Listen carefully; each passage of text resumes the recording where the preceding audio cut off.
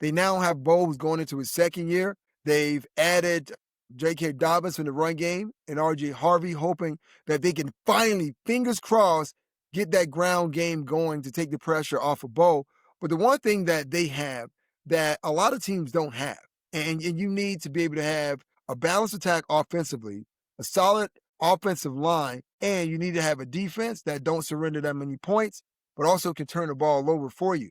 And right now, under Vance Joseph's tutelage, that's exactly what this defense has become. So much to a point that Sean Payton, the offensive genius that he is said to be, he realized, guess what? Here's some attention areas that we need in the draft or free agency. But I credit George Payton and Sean Payton because, the secondary is a strength, but they just continue to make it a strength, right? Patrick Surtain, the defensive player of the year, well, they just go ahead and they just get Jahdae Barrett in the first round of the draft.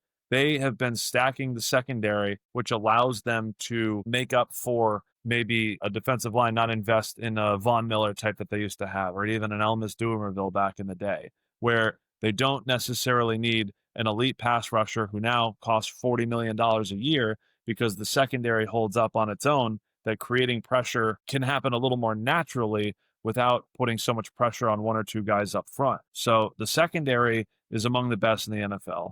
So if everything works correctly and this offense continues to look the way it did the second half of the season, where for, fantasy football nerds, that's when Bo Nix stopped running the football or really stopped scrambling because he was working that Sean Payton offense. Look, the Broncos, as an outsider, as someone who doesn't have that bias, they looked like they were a team that was ahead of schedule that got better on the margins this offseason. The offense, struck first. They had that one explosive touchdown to Troy Franklin, and after that, it was zilch. And to me, they're still trying to get over it the best way they can.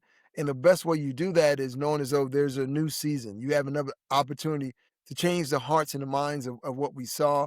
You talked about the secondary, but I'll talk about Zach Allen, who got a contract extension, DJ Jones. And even though there's no DeMarcus Ware or no Von Miller, you have Jonathan Cooper, but more importantly, you have Nick Bonito, you have Jonah Ellis, you have Q Robinson. So this team is thinking that this may be the year for them.